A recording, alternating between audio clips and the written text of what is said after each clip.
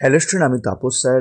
আজকে এই ভিডিওতে তোমাদের যে এবিটিএ টেস্ট পড়া আছে উচ্চ মাধ্যমিকে তোমাদের ক্লাস 12-এর, তার 5 নম্বর সেট ইতিহাসের এসি 173 যে পেজটি আছে, তো এই পেজটি সমাধান করে দেবো। যা আগের 4টি সেট দেখোনি, তোমাদের প্লেলিস্ট করে দেওয়া আছে, সেখানে তোমরা ক্লাস 12-এর যাবতীয় ভিডিও তোমরা কিন্তু পেয়ে যাবে। আর যারা এখনও চ্যানেলটিকে সাবস্ক্রাইব করনি, অবশ্যই চ্যানেলটিকে সাবস্ক্রাইব করে রেখো এরকম ভিডিও সবার আগে পাওয়ার জন্য। তো দেখো, তোমাদের প্রথম প্রশ্ন, আরব পর্যটক আব্দুর রাজ্জাক ভারতে এসেছিলেন? অপশান ডি, দক্ষিণ ভারতে বিজয়নগর সম্রাটদের শাসনকালে। নেক্সট, বিজয়নগর সাম্রাজ্যের মহিলাদের মধ্যে উল্লেখযোগ্য সংখ্যক সমিদাহের ঘটনা লক্ষ্য করেছিলেন হচ্ছে কে? Abdur Razzaq. Option C, Bernier এসেছিলেন কোত্থেকে? অপশান বি, ফ্রান্স থেকে। এখানে দেখো ম্যাচিং, দেখো তোমাদের ম্যাচিংয়ের অপশান কিন্তু ভুল আছে, তো তোমরা ঠিক করে নেবে। মার্কোপোলো কিন্তু ইতালি, অলবিরনি কিন্তু উজবেকিস্তান, তারভানিয়া হচ্ছে ফ্রান্স এবং আব্দুর রাজ্জাক ইরান। ঠিক আছে, আসবো আমরা পরের প্রশ্ন। পর্যটক ও আন্তর্জাতিক জহুরি ছিলেন বার্নি। অপশান ডি সঠিক অ্যান্সার। এ ফরগটেন এম্পায়ার নামক গ্রন্থটি রচয়িতা হলেন কে? উত্তর হবে সিওয়েল। এ হবে, হ্যাঁ সিওয়েল হবে, মিওয়েলটা তোমরা কি করবে? সিওয়েল করে দেবে। বৈষ্ণব ধর্মাচার্যগণের মধ্যে সবচাইতে জনপ্রিয় ছিলেন কে? শ্রী চৈতন্য। নামদেব কোন ভাষায়, মাতৃভাষায় ভক্তি ধর্ম প্রচার করেন? মহারাষ্ট্রের। এবার দেখো মন্তব্য নয়, দেখো কি আছে? শিখ ধর্মের প্রবর্তক গুরু নানক মধ্যযুগের অন্যতম শ্রেষ্ঠ সমন্বয়বাদী দার্শনিক। তো অপশন সি সঠিক অ্যান্সার। তিনি পশ্চিম পাঞ্জাবের শেখপুরা জেলার তালবন্দি গ্রামে জন্মগ্রহণ তিনি করেছিলেন। ঠিক আছে, নেক্সট 10 প্রশ্ন দেখো, কার কাছে শ্রী চৈতন্যদেব সন্ন্যাস গ্রহণ করেন? কেশব ভারতীর কাছে। অপশন ডি হচ্ছে সঠিক অ্যান্সার। নেক্সট দেখো 11 নম্বর প্রশ্ন দেখো, মধ্যযুগীয় ভারতে ধর্মীয় সমন্বয়ের ফলে আবির্ভাব ঘটেছিল শ্রী সত্যনারায়ণের। খাজা মঈনুদ্দিন চিশতির দরগা অবস্থিত। আবারও প্রশ্নটা এই ভিডিওতে তোমাদের হয়েছে স্টারমার্ক প্রশ্ন, আজমিরে। ভারতের সুফিবাদের আগমন সূচিত হয় কিন্তু 10ম শতকে। আসবো আমরা পরের প্রশ্ন। মাহমুদ গাওয়ান শিক্ষা, সংস্কৃতি, সাহিত্যের ও শিল্পের পৃষ্ঠপোষক ছিলেন।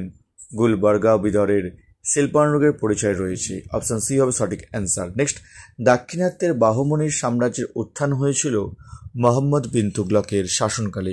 এটাও কিন্তু অনেকবার প্রশ্নটা আসছে, স্টারমার্ক প্রশ্ন, কেমন? তারপর দেখো পরের মন্তব্য দেখো, মাহমুদ গাওয়ান বাহমনির সাম্রাজ্যের অভিজাতদের দক্ষিণী ও পরদেশী এই দুই ভাগে বিভক্ত করেন। অপশন এ হচ্ছে এর ফলে সুদৃঢ় শাসন ব্যবস্থার ভিত্তি গড়ে উঠেছিল। বিজয়নগর সাম্রাজ্যের প্রথম রাজবংশ ছিল সঙ্গম বংশ। এটিও কিন্তু অনেকবার এসছে, স্টারমার্ক প্রশ্ন। তোমরা যদি পিডিএফ পেতে চাও, তো এর প্রশ্নের উত্তর যদি পিডিএফ পেতে চাও কেউ বিডিএ টেস্ট পেপারের 173 পেজে, তোমরা আমার যে স্ক্রিনে ফোন নাম্বার দেওয়া আছে তোমরা আমার সাথে করতে পারো। তোমাদের কিন্তু আমি এর পিডিএফ তোমাদের দিয়ে দেবো হোয়াটসঅ্যাপে। ঠিক আছে, নেক্সট দেখো পরের প্রশ্ন দেখো।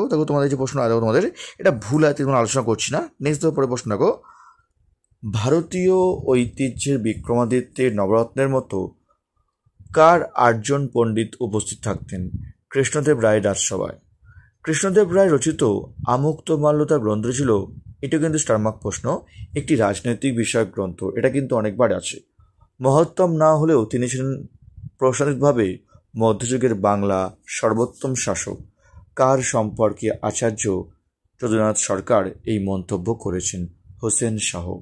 ইলিয়াস শাহ বাংলায় 200 বছরের গৌরবময় শাসনের সূচনা করেন। এই মন্তব্যটি কার ছিল? স্যার যদুনাথ সরকারের। আসবো পরের প্রশ্ন। অ্যাঙ্গোলোতে উপনিবেশ স্থাপন করে কারা? পর্তুগিজরা। শ্বেতাঙ্গ জাতি দায়বদ্ধতা এই কথাটির অন্যতম প্রবক্তা ছিলেন কে? Rudyard Kipling. নেক্সট, যোগ্যতম উদ্বর্তন তত্ত্বটি প্রচার করেন কে? Charles Darwin. ক্যামেরুন ও টোগো উপনিবেশ ছিল কাদের? জার্মানির। আলজেরিয়া কোন দেশের উপনিবেশ ছিল? এটি স্টারমার্ক প্রশ্ন, বারবার তোমাদের আসছে, ফ্রান্সের। নেক্সট পরের প্রশ্ন দেখো, অবাধ বাণিজ্য নীতির একজন প্রবক্তা হলেন অ্যাডাম স্মিথ। হারমাদ নামে পরিচিত কারা? পর্তুগিজ বণিকরা। স্টারমার্ক প্রশ্ন। সগলির সন্ধি স্বাক্ষরিত হয় কবে? 1816 খ্রিস্টাব্দে কিন্তু এই সকলের সন্ধি স্বাক্ষরিত হয়? ভৌগোলিক আবিষ্কারের যুগ নামে পরিচিত, এটি কিন্তু স্টারমার্ক প্রশ্ন, বারবার তোমাদের আসছে টেস্ট পেপারে। পঞ্চদশ ও ষোড়শ শতাব্দী। মুক্তধারা নীতি ঘোষণা করেন কে? জন হে। নেক্সট, তিয়ানজিনের সন্ধি স্বাক্ষরিত হয় কবে? 1858 খ্রিস্টাব্দে। এটিও কিন্তু স্টারমার্ক প্রশ্ন, কিন্তু বারবার তোমাদের কিন্তু প্রশ্নটি আসছে। এবার দেখো আমরা ম্যাচিং আসবো। আমরা বলেছি কি ম্যাচিং যদি চারটে নাও জানা হয়, যদি আমরা একটা জানি মানে কনফার্ম জানি একটা দুটো হলে কিন্তু সঠিক অ্যান্সার সম্ভাবনা কিন্তু 100-র মধ্যে কিন্তু 100% চান্স থাকে। যদি একটা জানো তার তো তোমার কিন্তু একটা কিন্তু কাজ হয়ে যায়। তো দেখো এখানে আমাদের ব্ল্যাক গোল্ড বলা হয় কাকে? আমার যেটা কনফার্ম বাঁচতে হবে যে কোনটা আমাদের সঠিক অ্যান্সার, মানে কোনটা আমরা সঠিকভাবে জানি, তো সেটা আমার বাঁচতে হবে।